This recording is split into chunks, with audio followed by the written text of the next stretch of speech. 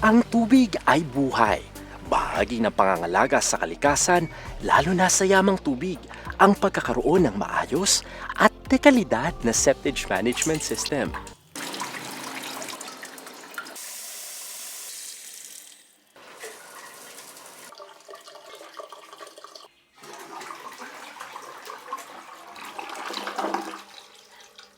Ano ang septage?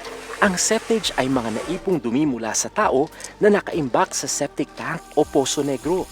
Dahil ito ay marumi, ito ay maaaring pagmulan ng iba't ibang uri ng sakit at makakontamina sa mga yamang tubig. Pero sa pamamagitan ng maayos at sistematikong septage management, nailalayo sa peligro ang komunidad at napapangalagaan din ang kalikasan.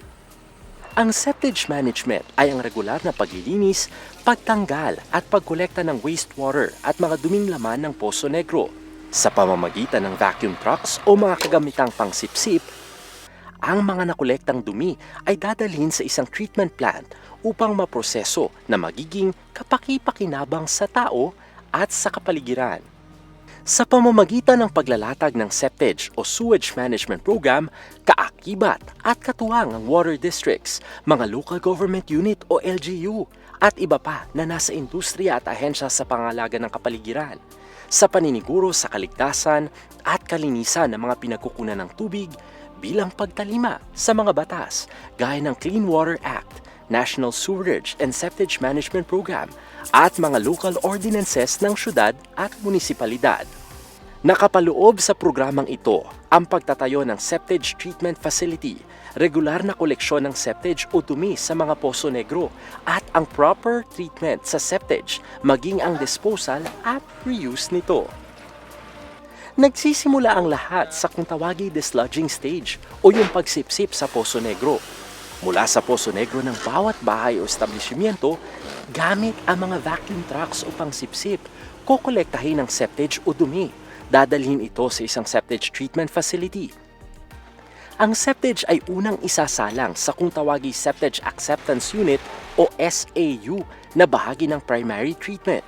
Dito, sinasala ang mga basura, buhangin at langis na nakahalo sa dumi. Isasalin ito sa holding tank para makondisyon. Pagkatapos ng paghahalo ng kemikal na polymer, ito ay isasailalim sa dewatering process. Ang makinang screw press naman ang maghihiwalay sa solid at liquid waste. Sa equalization tank mapupunta ang liquid waste para sa biological treatment. Ang solid waste naman patutuyuin para magamit na fertilizer o pantabon sa landfill. Sa secondary treatment, dediretso ang liquid waste. Sa prosesong ito, inaalis ang pollutants para mapakinabangang muli ang tubig. Ang liquid waste ay dadaan sa proseso ng tertiary treatment. Dito muling sasailalim sa final purification, disinfection at effluent storage ang liquid waste. Dahil malinis na, maaari na itong magamit sa mismong planta o di kaya maibalik sa mga anyong tubig. Ang mga rekisitos na ito ay mahalaga bilang pagtalima sa mga itinatakda ng batas.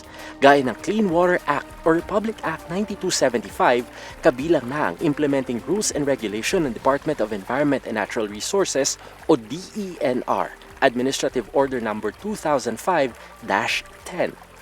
1975 Sanitation Code of the Philippines o Presidential Decree No. 856, Local Government Code of 1991 or Republic Act No. 7160, at Provincial Water Utilities Act of 1973 o PD No. 198.